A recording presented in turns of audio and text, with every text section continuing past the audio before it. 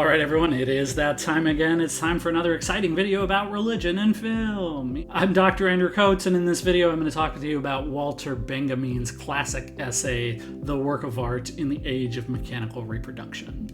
This essay was originally published back in 1935, and frankly, it was way ahead of its time. During Benjamin's lifetime, I don't think it ever really got the attention it deserved, but today it is probably one of the most influential pieces of academic writing for the entire 20th century. And for my money, I think it's one of the most interesting things ever written about religion and film, but even more broadly, it's one of the most interesting pieces of writing, I think, ever about art and culture, religion and technology, and the strange ways they relate to each other in the modern world.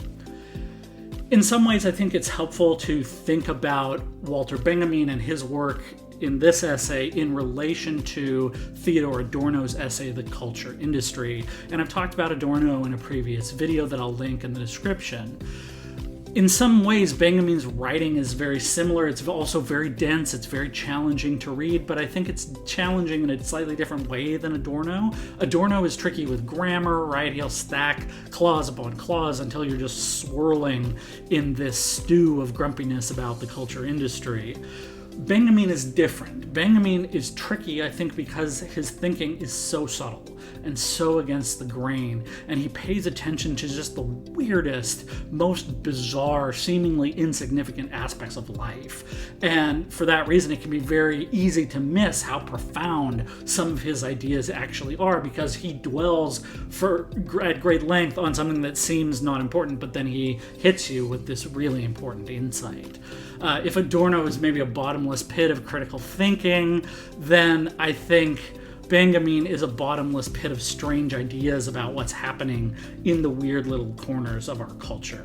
And hopefully by thinking along with Benjamin, you'll also learn to think about the weird things we do with technology in our society, and maybe what our strange relationships with those technologies might reveal about the ways religion works in the modern world.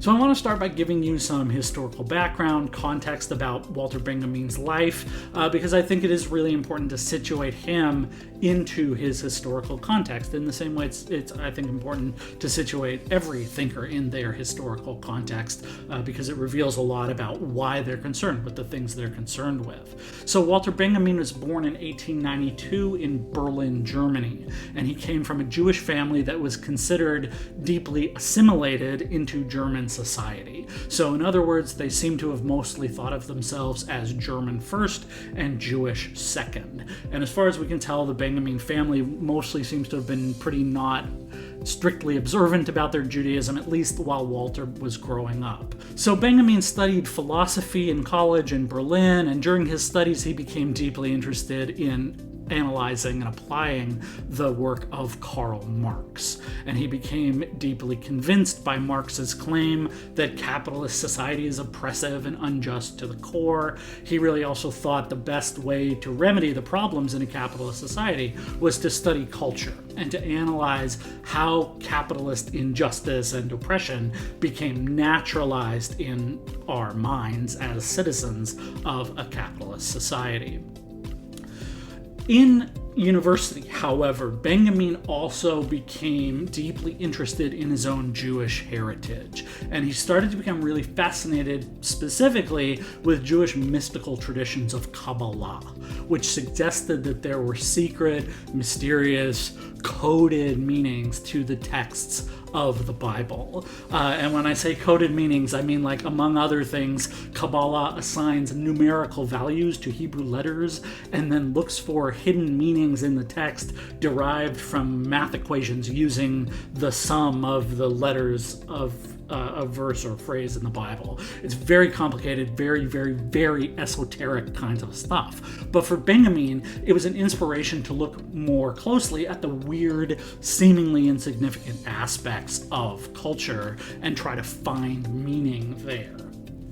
After finishing his PhD, Walter Benjamin became loosely affiliated with the Frankfurt School, the Institute of Social Research at the University of Frankfurt, which was this group of Marxist thinkers led by Theodor Adorno, and they were working on this new project that they called critical theory, which was an attempt to think critically about every aspect of society and reinterpret it through a Marxist lens.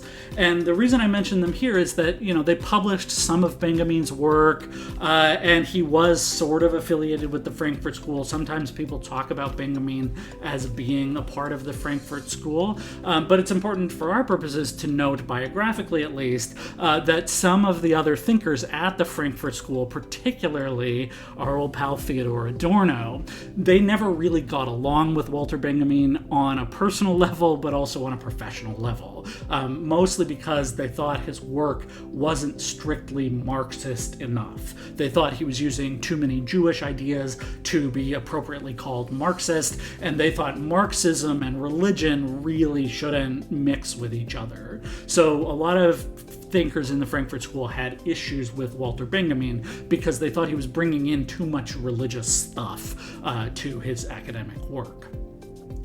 By the 1930s, life was starting to take some pretty unfortunate turns for Walter Benjamin.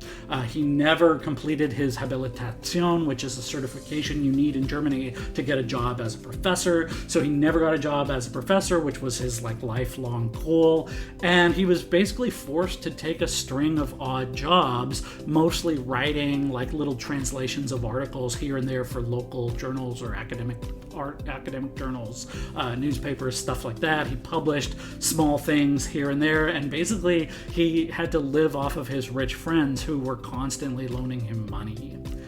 And then in 1933, of course, Adolf Hitler became Chancellor of Germany, and Benjamin was regarded as a problem by the Nazis for several reasons, right? He's a Marxist scholar, he's a left-wing activist, and he's also Jewish, both ethnically, but also in terms of his scholarly ideas, right? He is espousing Jewish ways of thinking, and he's deeply interested in Judaism as a scholar, as well as being a Marxist. And that's the worst thing that a person could be in Nazi Germany. So knowing that Germany was unsafe for somebody like him, he immediately fled the country when the Nazis came to power. And he kind of bounced around Europe for a few years, staying wherever he could find work or wherever he had a rich friend who he could mooch off of. And eventually he ended up in Paris. By the mid-1930s, Benjamin's living in Paris. He is completely broke, living off of scraps from his friends, and it really seemed like things couldn't get much worse for him. But then they did get worse, because it turned out that in the few years since he had left Germany, the Nazis had then stripped Jews of their German citizenship. So now Walter Benjamin was trapped, living outside his home country, and he no longer had valid citizenship documents from Germany. So basically he had become a stateless refugee without valid immigration papers, and he was not in his homeland anymore. And sure enough, he was soon arrested by French immigration authorities and imprisoned for several months. And then, as if things couldn't get worse for him, shortly after his release from immigration jail in Paris, Germany invaded France. So, fearing what would happen if he stayed in Nazi-occupied France, Benjamin and his sister decided to flee for Spain, where they met up with a small group of Jewish refugees who were trying to immigrate to the United States. And Benjamin had actually obtained all the paperwork he needed to come to the United States as a refugee, and funnily enough, he got that paperwork from Max Horkheimer, who was the co-author of the essay The Culture Industry, a close associate of Theodor Adorno. So, with his paperwork in hand, Benjamin and this small group of Jewish refugees tried to sneak across the border from Spain into neutral Portugal. And their plan was to board a ship in Portugal that would take them to the United States. But lo and behold, they were caught by Spanish border patrol one night when they were trying to sneak across the border. And the Spanish soldiers told Benjamin they were going to send him back to France because that was the last place that anyone had documentation of his citizenship. And Benjamin knew that this meant he would be handed over by French authorities to the Nazis. And by this time, Nazis were now rounding up French Jews and sending them to concentration camps. So Benjamin knew that if he got sent back to France, he faced a very, very grim future indeed. And so, rather than go back to France and accept certain death at the hands of the Nazis, Benjamin decided to take his own life that night. And then in one really last sad twist of fate to Benjamin's already sad story, the very next day, the group that he was with was actually allowed to cross the border into Portugal, allegedly because one of the officers who had arrested them the night before had a change of heart after hearing about what Walter Benjamin had done. So Walter Benjamin lived this difficult life, and he suffered a tragic death. I think it's fair to call him a victim of the systematic persecution of Jews under the Nazis that resulted in the murder of 6 million Jewish people during the Holocaust. Benjamin is, I think, fair to say, a victim of the Holocaust, a victim of Nazi oppression of Jews. After his death, Benjamin's reputation as a scholar really grew and grew. Even though he was basically a failure during his lifetime, today he is considered by far the most important and influential thinker to come out of the Frankfurt School. And this essay, The Work of Art in the Age of Mechanical Reproduction, today is regarded as a masterpiece. It's influenced generations of researchers who've thought about it, everything from art to feminist literary theory, studies of race and popular culture. This is a very, very, very influential essay to a whole bunch of different scholars. And I think without overselling it, it's fair to call this one of the most influential pieces of academic writing of the 20th century. It's just a masterpiece. And I'll try to explain why in the rest of this video. So Benjamin was deeply concerned with the ways modern culture served the interests of fascist politics and fascist propaganda. But he also wanted to understand how movies actually work their magic on us, right? It's all well and good to say that cultural products like movies manipulate us into accepting oppressive social arrangements, but Benjamin wanted to understand how they actually do it. Maybe more importantly, like, why does their manipulation actually work on us? And Benjamin was deeply fascinated by the artifice of movies. He was really fascinated by how movies got made, and specifically in the ways that movies used artificial technologies to make us, the viewers, think and feel and do real things in the world because of what they've shown us with these technologies. Benjamin thought it was really important that we pay attention to the cutting-edge technologies and special effects that go into movies. The angles of the cameras, the direction the light is coming from, all the little details that contribute to any good movie.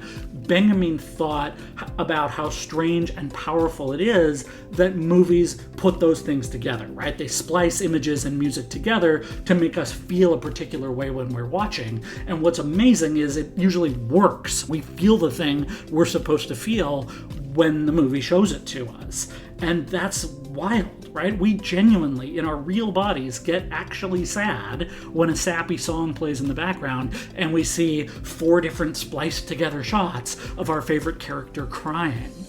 We, real living human beings inhabiting living bodies, genuinely laugh in our actual bodies when we see the goofy character say the funny line on the date, even though that line was written by somebody who we'll never see in the movie, that the actor probably recited that line dozens of times in a row until it wasn't even remotely funny anymore to them or to the people in the immediate environment.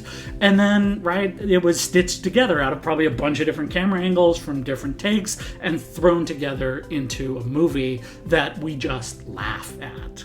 Benjamin suggests that our real responses to the obvious artifice of film should strike us as unusual, to say the least, right? It's basically magic, and most forms of art don't have such a strong hold over us as movies do. And for that reason, Benjamin wanted to understand, like, what are movies actually doing that makes them so powerful and gives them so much sway over us.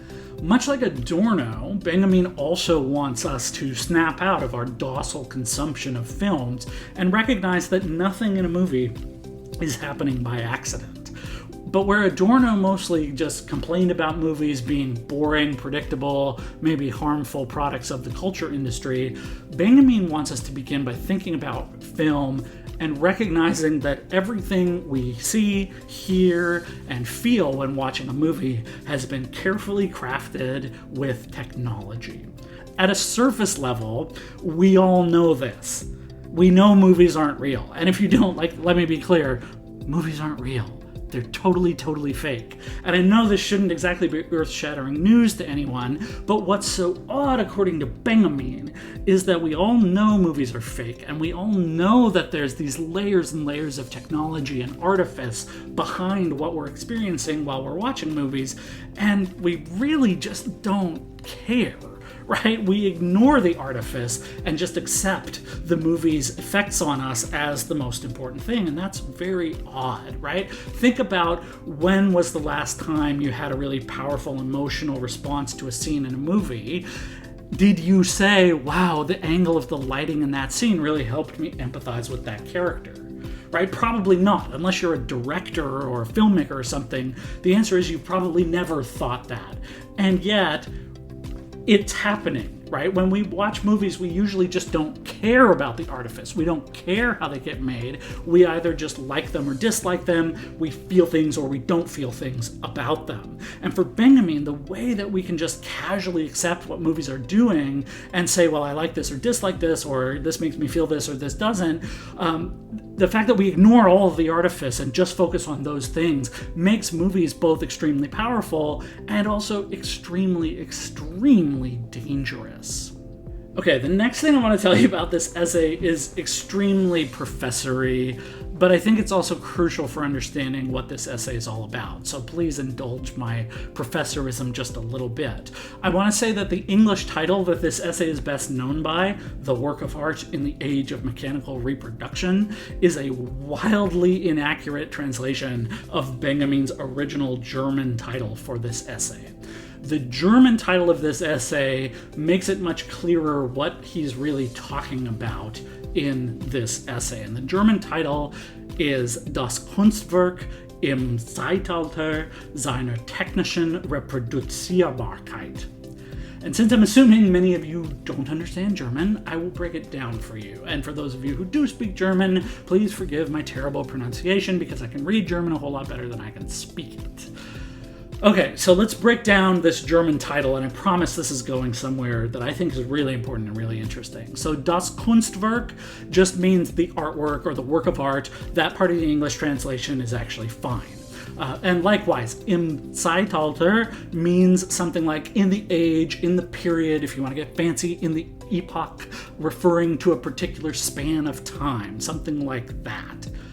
Seiner is where the English translation starts to fall off the rails just a little bit, and that is because Seiner is a possessive pronoun in German, and in this particular case it clearly refers back to the noun the artwork. So in other words, this essay is about works of art in the era of something that characterizes to or belongs to the artwork itself. So the rest of the title is going to explain what this quality is or flesh out exactly what belongs to or characterizes artwork in this particular era.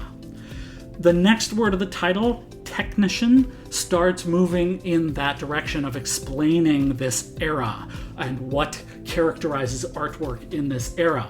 This word technician can mean mechanical, but it's not necessarily the most common use of the word. More often, it means something pretty equivalent to the English word technical, something that is maybe difficult or specialized, something that's a technicality, very precise, or something that's technological, as in something high-tech that uses a lot of technology.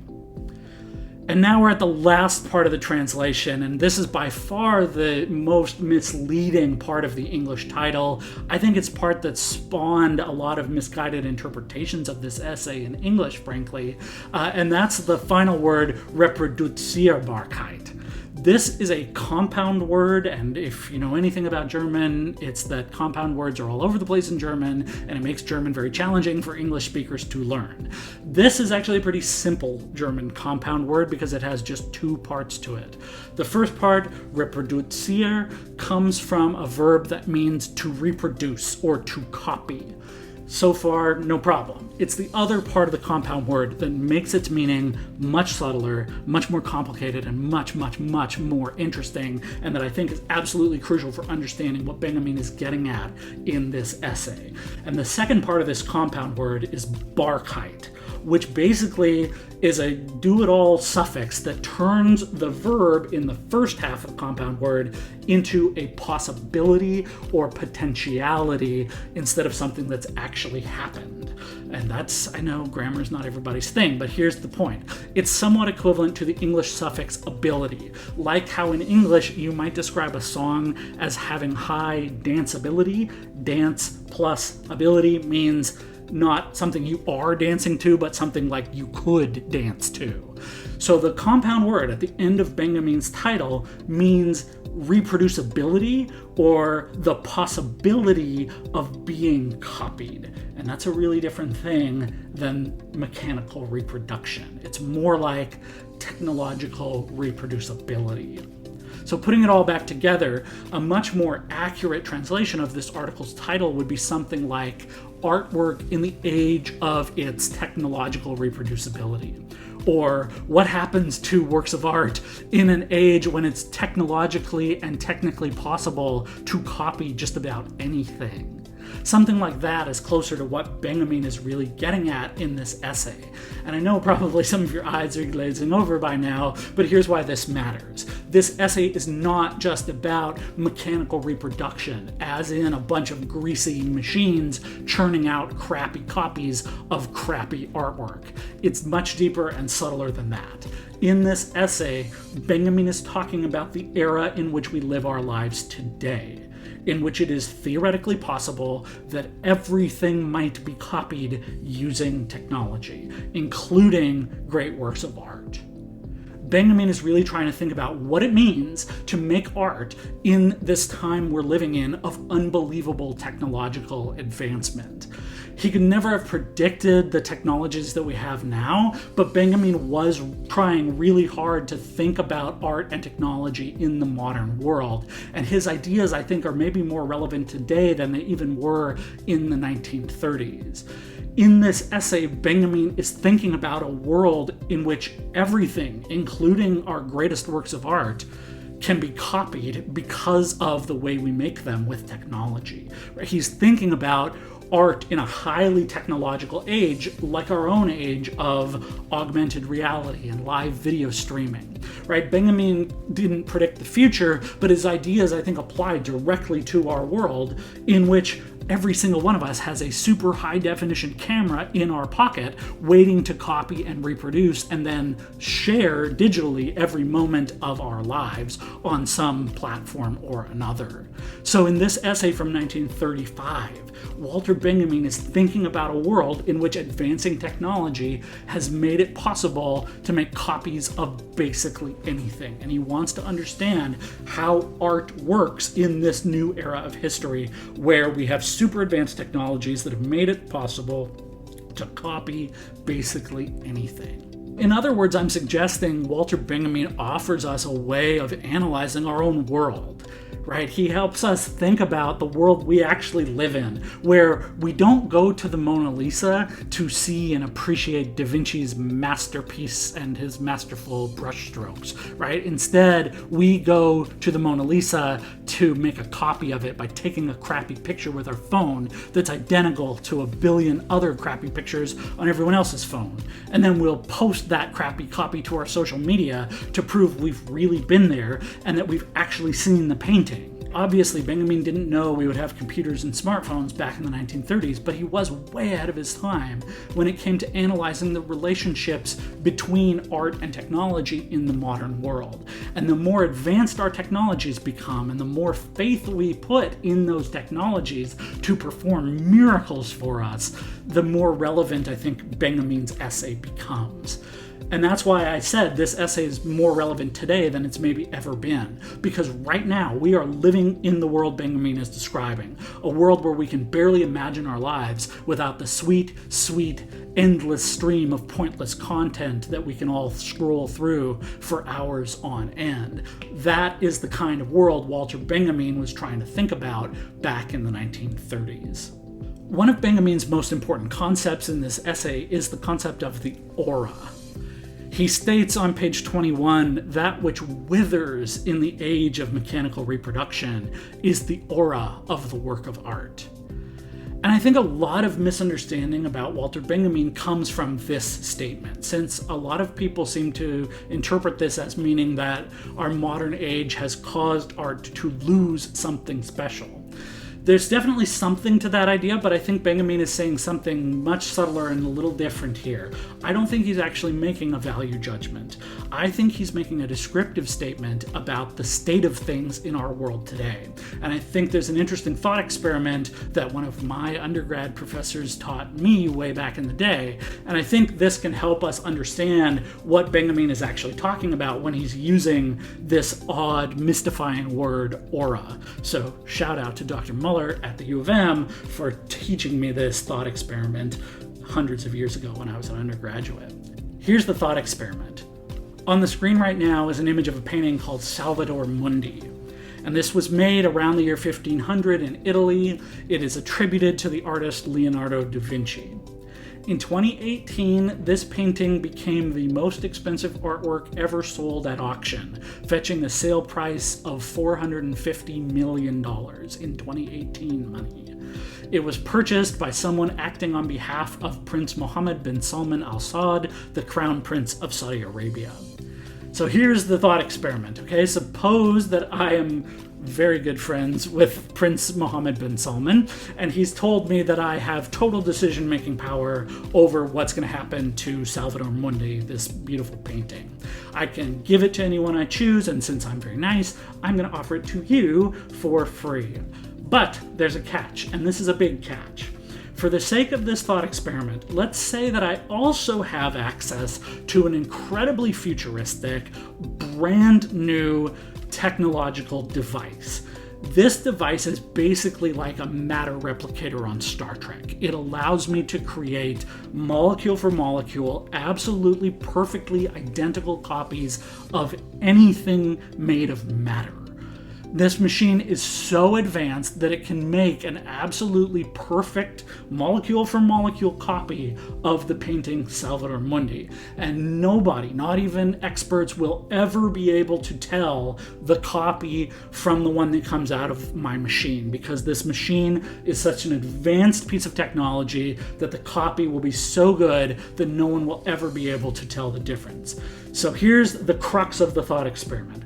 Let's say I offer you a choice. You can have my absolutely perfect copy of Salvator Mundi that came out of the replicator machine, or you can have the one that was sold at the auction for $450 million and was sold to Prince Mohammed bin Salman. Which version would you pick? The one from the matter replicator or the one that's sold at auction? I suspect almost anyone presented with this scenario is going to pick the quote-unquote real one, not the copy. And here's where Benjamin's thinking is so subtle and so interesting. what exactly makes one of these paintings the real one in this scenario? Like, why is my perfect molecule for molecule copy deficient in any way? Physically, the two copies are identical, right? My copy is identical to the supposedly original painting. So what is it that makes them different? And are we really willing to say there's something intangible or invisible about the prince's copy that makes it more real or better than the one that came out of my replicator machine? In short, every conceivable reason why anyone would pick the prince's version of Salvator Mundi instead of the perfect technological copy, that is what Benjamin is referring to with this term aura. The aura of a work of art is everything that makes it an authentic original, even when placed next to an absolutely perfect copy. And Benjamin says this on page 20 of this essay. He says, quote, "Even the most perfect reproduction of a work of art is lacking in one element: its presence in time and space, its unique existence at the place where it happens to be. And this unique existence of the work of art determined the history to which it was subject throughout the time of its existence. This includes the changes which it may have suffered in physical condition over the years, as well as the various changes in its ownership." Unquote. So in other words, the things that make a painting an authentic original are qualities that exist mostly outside the physical aspects of the artwork itself. The physical qualities of the painting, the stuff like the brushstroke, the colors, all the things that we think of as making this a great painting are not, according to Benjamin, what makes this piece of art the original one. What makes a painting the original one is the fact that Leonardo da Vinci's hand mixed these particular inks and touched this particular piece of wood hundreds of years ago. What makes this an original and my copy from the matter replicator deficient is that this one is really old, and maybe that means that it's picked up some very slight damage or dirt on it over the years. So the dings in the corner, the grime that's accumulated on the paint, the chipped or cracked or faded spots, those are what Benjamin suggests makes something a true, authentic original.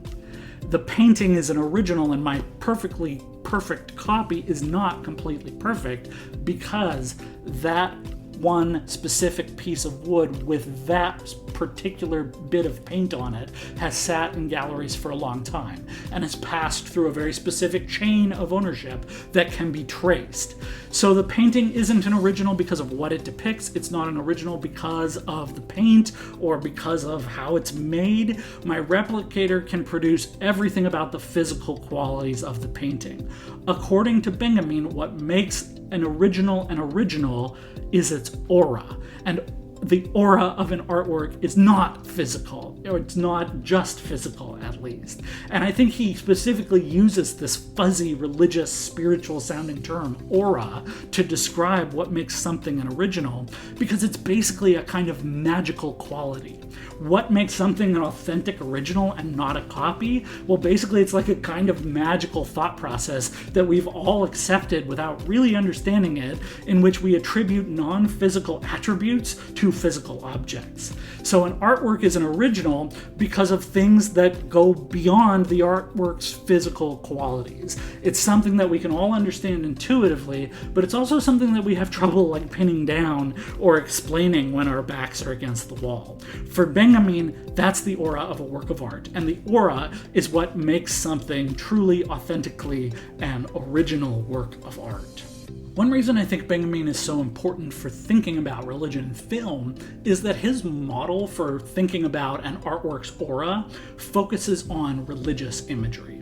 In particular, Benjamin points to the kinds of images that were traditionally said to have miraculous origins or miraculous qualities as his clearest examples of artworks with undeniable auras to them. So our mystical, fuzzy, religious concept of art's originality, Benjamin suggests, comes from the fact that a lot of these artworks originally operated in what he calls a cult context. And when he says cult here, he doesn't mean like a scary or bad religious group.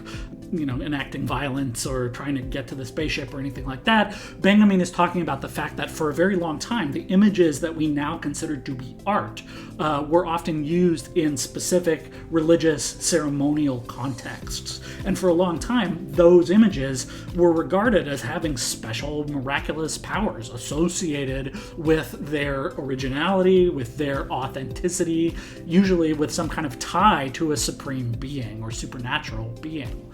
So to make this a little clearer, let me give you a real example of a well-known miraculous image with a pretty obvious cult context, which I think will clarify maybe what Benjamin is kind of describing as the old order of things, when artworks had clear and obvious auras.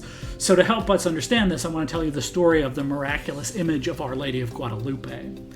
Legend says that in 1531, shortly after the Spanish conquest of Mexico, a native Mexican man named Juan Diego had a vision of the Virgin Mary. And on a hill near what is now Mexico City, Mary was said to have appeared to Juan Diego, and she told him she wanted a church built on that spot so all the people of Mexico could have a place to come and worship her. Juan Diego was, of course, very excited to be seeing the Virgin Mary, and so he immediately ran to the Bishop of Mexico City to tell him what was happening. And lo and behold, he tells the bishop what's been happening, and the bishop doesn't believe him. So in order to verify the story, the legend says Mary herself caused her image to appear miraculously on Juan Diego's tilma, which was like a traditional cape or wrap, a garment that he wore, like an outer garment. So Mary's image appears miraculously on Juan Diego's clothes in the presence of the bishop, and this is taken as confirmation of the truth and authenticity of Juan Diego's vision. A church gets built on that very spot. The image created by Mary herself gets put inside the church, and that image has been the focal point of devotion to the Virgin Mary at that particular church for hundreds of years. So the point is, right, this image was said to be created by the Virgin Mary herself in a miraculous way. And today, that image, the legendary image created by Mary, is still there in the Basilica of Our Lady of Guadalupe in Mexico City. So for Walter Benjamin, that's the kind of image that's maybe a perfect example of an original work of art that comes from prior to our modern technological age. There can only really be one authentic original of an image like that, namely the one made by the supernatural being, right? The one made by Mary herself. It's truly one of a kind, and what makes it original? How do people know that this is the real, authentic, miraculous one? Well, it's because that specific image has been used in that one particular church for hundreds of years. Any other image of Our Lady of Guadalupe is a copy of the main one, because the main one in the church is the only one recognized as having been miraculously made by Mary herself. And if you want an original piece of art, that is a pretty good idea of what an original work of art is like. That is something you can't really copy without losing something important, because nobody's ever going to claim that any copy they have of that image was also made by a supernatural being. And here's where Benjamin, I think, gets really, really fun. He suggests that in our modern technological age, those old notions of authenticity and originality and aura have withered away. They've shriveled up. They're gone. And in our modern age of technological reproducibility, the copies we make of an artwork can in some ways actually be better than the original. To put a slight twist on our earlier thought experiment using a more contemporary work of art, what if I offered you this chance to watch two different versions of the movie Star Wars? One is a beat-up old film reel copy that was salvaged from a musty box found in a movie theater that went defunct in the 1970s, and the other is a remastered digital copy in ultra-high definition that you can watch on your phone, on your TV, or projected onto a high-definition movie screen in a theater. Which version are you going to choose in this scenario? It should be at least a little tougher to answer this question than the matter replicator painting question I posed earlier. Maybe for some really diehard Star Wars fans, watching the scratchy film copy from the 1970s would hold some value. But I suspect most people don't really care that much, and most people would probably prefer to watch a brand new ultra high definition digital copy of the movie rather than an old film version. At the very least, I think we can all admit that the digital copy is definitely going to have some advantages, right? It's going to have better audio and better picture quality. It's certainly going to be much more convenient in the ways you can encounter it, right? You can watch the copy on the bus or at a coffee shop or wherever you want to watch it on any size of screen you want to watch it. Maybe the biggest advantage being you can't really lose your digital version of the film. And if you do use it, well, you can just download a new version from the cloud and go on with your life. Whereas if someone loses the film version, then it's just gone, and it's gone forever. And you can only experience it in very specific settings with very particular pieces of equipment. So in some ways, the copy is definitely superior to the quote-unquote original. For works of art produced in our modern age of technological reproducibility, Benjamin argues that there's simply no meaningful sense of original anymore. Right? Think about it. What is the original of a great film like Star Wars? Is it all the reels of film from all the cameras they used every day while shooting the movie? I'm going to be honest, right? Those film reels are going to be out of order. They're probably going to contain hundreds, if not thousands, of hours of useless footage that was never included in the final cut of the film. Is the original version of the film the final cut version that's put together by the editors and the director in the studio? I mean, to be blunt about it, right, the first final cut of a film from the 70s probably actually had literal pieces of tape holding some of the frames together, and then they made a master copy out of that version. And I think Benjamin would find our term master copy absolutely hilarious. The name itself is pretty indicative of the situation we're living in, right? The best we can come up with is a concept where there's no originality anymore because a master copy is the closest thing we're ever going to get to an original. A really, really good copy, or maybe an early copy, what are we even talking about with a master copy? And let's be clear, right? Even the master copy of a film is just one possible version of the film. Plenty of movies have director's cuts that are made where they include extra scenes, and sometimes those scenes can completely change the tone or the plot of a film. So what really is the original when it comes to film? For Benjamin, the answer is simple. There isn't one. There is no original. There's no meaningful sense in which we can ever even talk about an original version of something like Star Wars. Because the moment a work of art like Star Wars exists in our modern world, because of how it's made, it exists only as a copy of itself.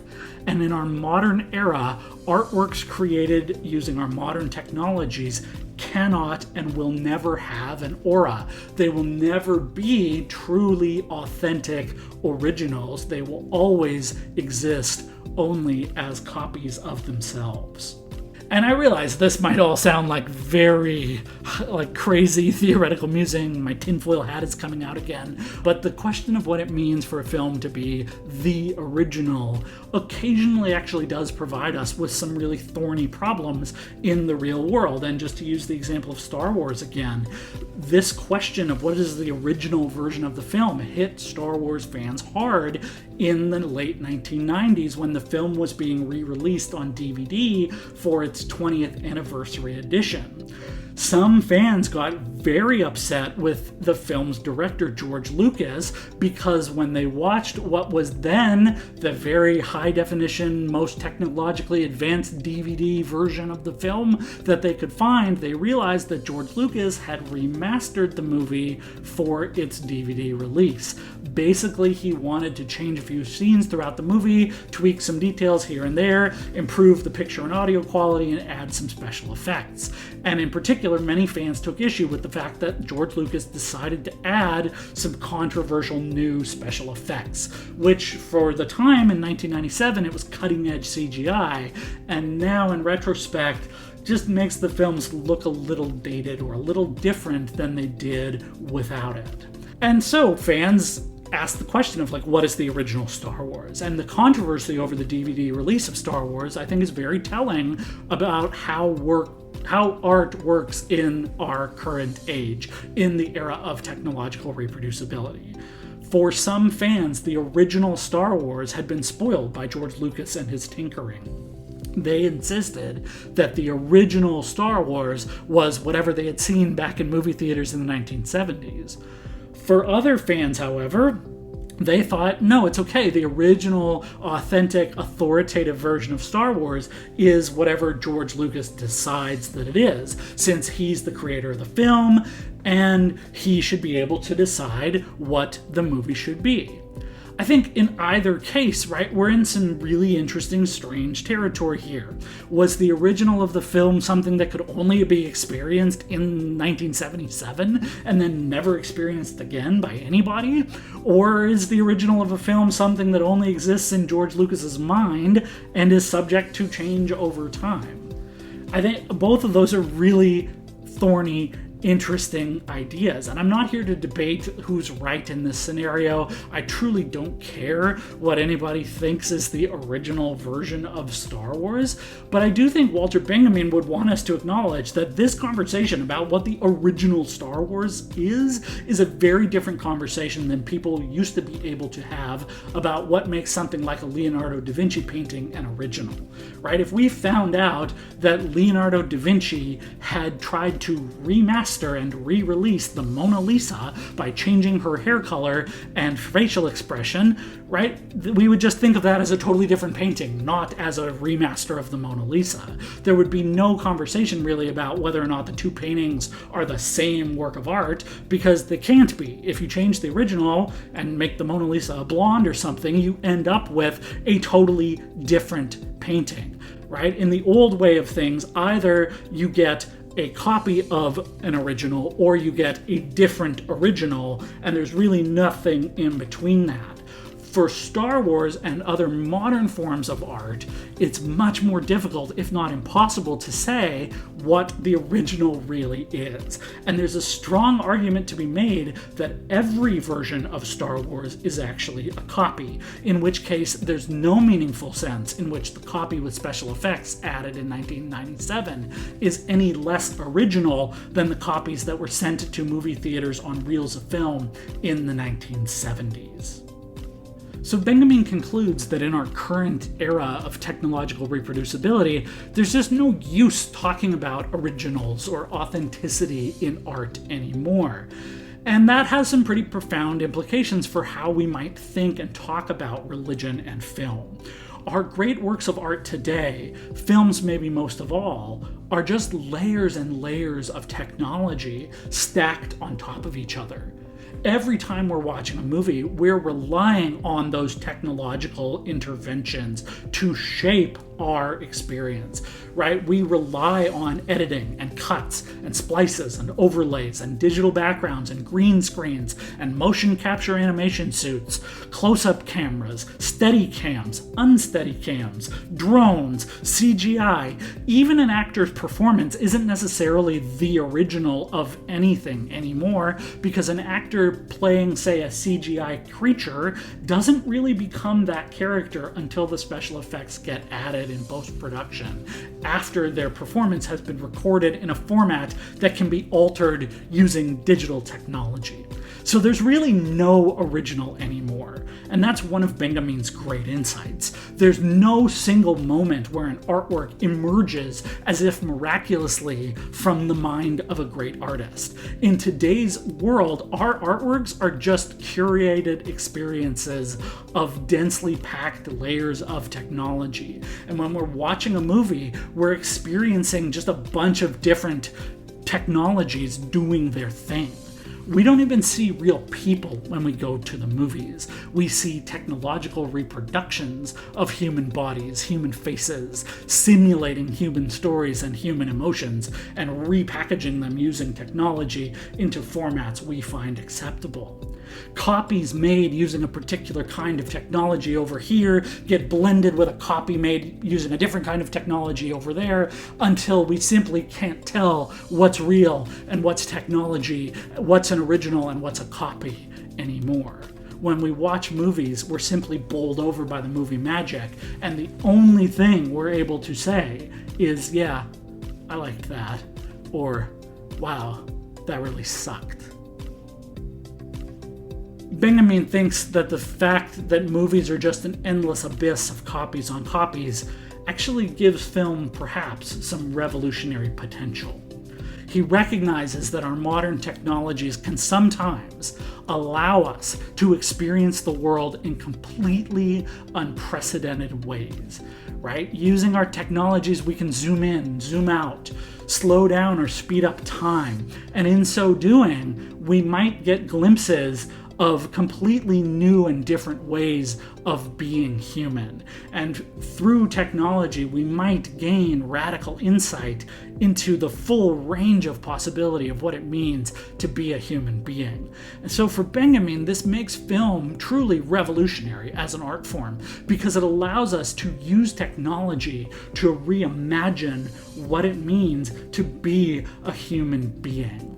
And that's pretty amazing. It's extremely powerful, precisely because our artworks aren't tied to the old notions of originality and aura. We can now find revolutionary new ways of representing humanity, and of thinking about these new ways of representing humanity might allow us to create totally new kinds of societies that are maybe more just, more equal, more perfectly democratic. But Benjamin also wants us to recognize that film is extremely dangerous for exactly the same reason. Because our movies are basically magical, because they show us so many technologies and flit past us so quickly, we don't even really bother noticing how they're using technology to advance specific agendas. In his own time, Benjamin knew full well that the fascists, the Nazis, were masters of using film as propaganda. They made slick, beautiful movies. They made fascism look like the latest and greatest and coolest thing the world had ever seen. They employed the most cutting-edge special effects and cinematic technologies to convince people that their regime was the best thing the world had ever produced. And Benjamin knew that unless we pay attention to how movies work their magic on us, we will simply accept the world they show us. And he wants us never to forget how movies are doing what they're doing, because if we forget, we won't recognize the ways they're manipulating us. We will just be bowled over by how pretty the artworks are. And so Benjamin ends his essay with this very provocative statement. He said, "Humankind's self-alienation has reached such a degree that it can experience its own destruction as an aesthetic pleasure of the first order. This is the situation of politics which fascism is rendering aesthetic. Communism responds by politicizing art." So in other words, rather than just accepting the visions of the world created by our art-making technologies, Benjamin wants us to pay critical, careful attention to how powerful interests, powerful forces in our society are using technology to try to manipulate us and to put a pretty aesthetic veneer on top of the rotten foundations of our society. Benjamin wants us to recognize all the time how we are being manipulated by a system that wants us to forget what's happening. So in short, the big lesson I hope you'll take away from Walter Benjamin is to pay rigorous, careful attention to how movies get made. Don't take anything for granted when you're watching a movie. Figure out how it's making you feel excited, or scared, or represented, or reverent. Pay attention to the fact that absolutely nothing in a movie happens by accident. It's all there on purpose. Technology might make it seem natural or spontaneous or organically human, but it's not. Nothing about our movies is necessary or natural. It's all fake. Pay attention to the fact that documentaries about plants and fish have scripts. Movies are totally fake. They're copies of copies from the moment they exist. And in a film, reality gets copied with cameras. It gets shot and reshot until the reactions and light and dialogue are just absolutely perfect. Then they get edited and re-edited together and rearranged into a very specific order to make you think and feel very specific things. Music gets added to make us feel even more things. Special effects get added to draw our eyes. And eventually the film looks precisely how a director wants it to look. It achieves whatever the studio who financed it intended to achieve. It makes us believe that the little wizard really did defeat evil, that the extremely powerful villain really did lose the war to the tiny little hobbits, that everything in the world turned out just fine, and so everything in our world will be just fine too. And for Walter Benjamin, that magic of movies makes them extremely powerful, and it also makes them extremely dangerous, because all we have to go on are copies of copies and not originals anymore. And so anyone could come along and manipulate those copies just enough to make us accept truly horrendous visions of reality, to make us accept truly evil social arrangements, or worst of all, to make us complacent with our society that is profoundly unjust, but makes everything appear beautiful and happy on the silver screen. So that's all for this video. Chew on Walter Benjamin. He's tricky, but I tell you, this essay is super rewarding if you can dig into it. Have a great day, go do good things, and I'll see you next time.